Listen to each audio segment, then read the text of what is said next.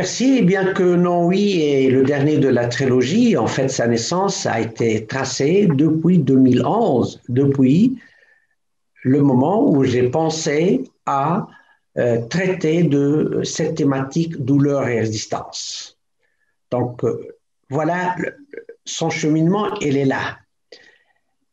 Et il faut, et là je pense que le rôle d'un créateur, d'un cinéaste, et comme je l'ai dit, moi j'appartiens, disons, à une école ou à une frange de cinéastes qui croit à la caméra citoyenne.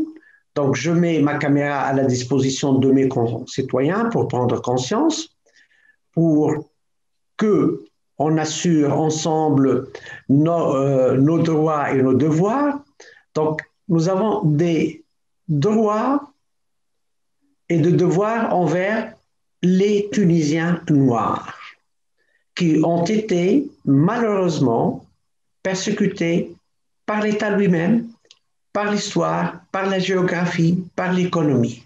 Donc, il était temps de trouver un cheminement pour que ce film s'installe et vient clôturer la thématique.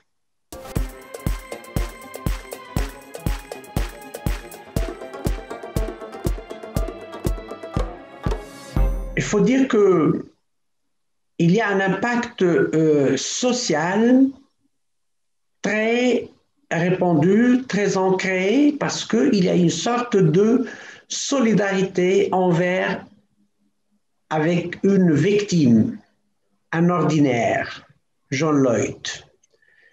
Et l'être maintenant, l'être humain, quelle que soit sa nationalité, sa couleur, ses obédiences, il est de fait, il devrait de fait être solidaire avec les autres, là où il se trouve. Socialement, il y a une très grande solidarité relayée par les médias de partout dans le monde. Le tissu associatif, il faut dire qu'il n'a pas encore, il est toujours embryonnaire, il n'a pas encore un impact très fort. Il y a eu, certes, à Tunis uniquement dans la capitale, un rassemblement de pas mal d'associations pour lutter et condamner ce crime envers ce monsieur qui a été tué par la police américaine, malheureusement.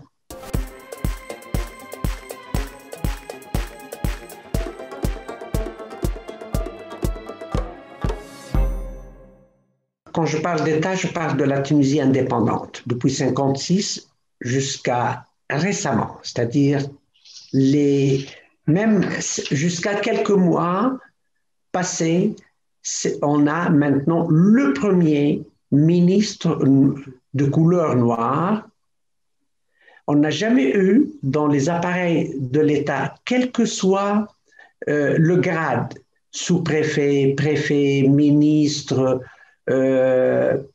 premier ministre, président, aucun homme de couleur. Et on a eu la première dame dans le Parlement, qui est l'une de mes protagonistes. Ceci dit, il y a eu quelques ambassadeurs noirs de la même famille, mais noirs, je pense, auprès des États africains. Donc, c'est là où l'État était un modèle de racisme, malheureusement.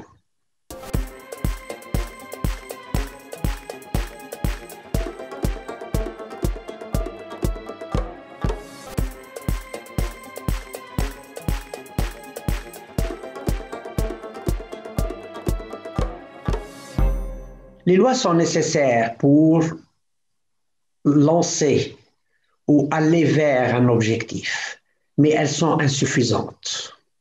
Ce n'est pas en 2 ans qu'on va changer les mentalités. Non, il ne faut pas se leurrer. Il faut un travail de fond. Il faut beaucoup de synergie.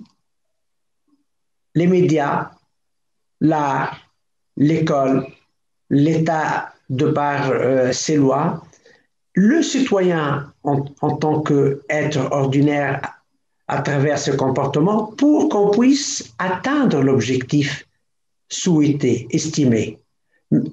Mais il faut du temps.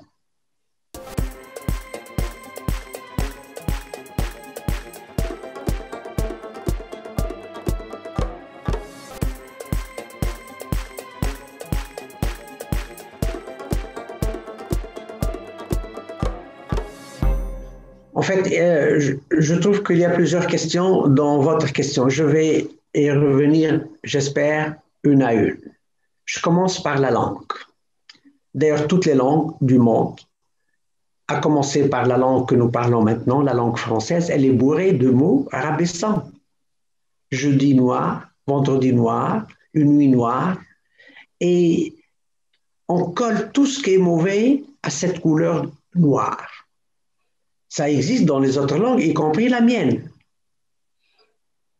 La mienne, c'est encore peut-être pire, puisqu'on appelle les gens de couleur noire, on leur donne d'autres connotations, appellations, Ossif, Abd, Kahlouche. Donc, tout ça, la langue véhicule une mentalité à travers l'histoire et dans le temps et dans l'espace. Comment y remédier? Là, je reprends peut-être un tout petit peu ce que j'ai dit, c'est avant tout à travers les programmes scolaires. Et je le dis parce que moi-même, je suis instituteur ou j'étais instituteur, c'est à travers, avec les petits, et à travers l'enseignement ou le bagage qu'on leur donne. Quelle est la présence d'un être humain, d'un jeune enfant, d'un bébé, d'un homme, d'une femme noire dans les manuels de lecture à l'école primaire, à la maternelle. Donc, c'est à l'école, c'est à l'éducation d'intervenir d'une manière assidue et approfondie. C'est aussi aux autres institutions, les médias. Quand on voit, par exemple, à la télé tunisienne, il n'y a qu'un seul noir qui présente la météo, ça ne peut pas, une hirondelle ne fait pas le printemps. Ça ne peut pas changer les mentalités. Il faut que nos concitoyens, nos frères, nos amis prennent part à toutes les fonctions publiques, y compris la télé nationale.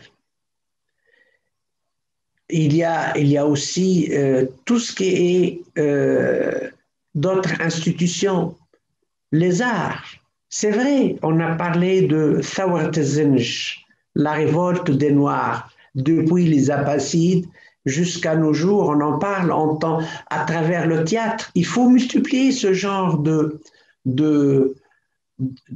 pièces, il faut multiplier les films, il faut écrire, il faut aller vers, et ça c'est à la société civile, aller vers les enfants, aller vers les quartiers où il y a une sorte de racisme. Et quand je parle de racisme, c'est un phénomène universel, ce n'est pas propre à la Tunisie. Mais notre racisme, que je trouve très dangereux parce qu'il est latent, il est entre guillemets doux, mais qui fait beaucoup de mal à travers les gestes, à travers les appellations, à travers le dénigrement. Un dénigrement avec du sourire. On n'arrive pas à un racisme meurtrier comme celui en Amérique, par exemple, ou dans d'autres pays, mais moi, ce qui m'intéresse, c'est mon pays avant tout. Il faut qu'on résolve ce problème chez nous et après, on va peut-être balayer devant chez l'autre, mais qu'on balaye devant chez nous.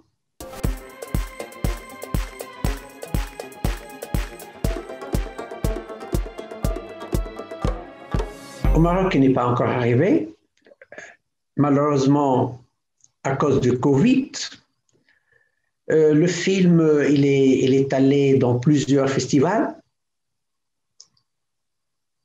aux Journées cinématographiques de Carthage. Il a eu le droit à 2 projections comme tous les autres films, mais heureusement, c'était des projections à guichet fermé. Et moi, ce qui m'a énormément plu, c'est la réaction des jeunes. Ils ont trouvé dans ce film une sorte de miroir, comme si je leur ai tendu un miroir dans lequel ils se regardent. Et c'est ça. Donc, il a contribué un tout petit peu à ouvrir leurs yeux sur des comportements qui ne sont pas, qui n'honorent personne. Ça, il a été aussi projeté, mais dans le cadre euh, de, d'une association, d'une fondation à Tunis, avec toute ma trilogie. Donc, il faut dire, l'accueil, il est bien, une très belle couverture médiatique en Tunisie comme en dehors, et c'est un film qui a été bien accueilli, bien reçu, et surtout la première internationale à Montréal vue d'Afrique quand il a eu le prix du public. Voilà, c'est à peu près ça que je pourrais dire de son accueil. Nous attendons un peu que le Covid parte pour pouvoir repartir et rebondir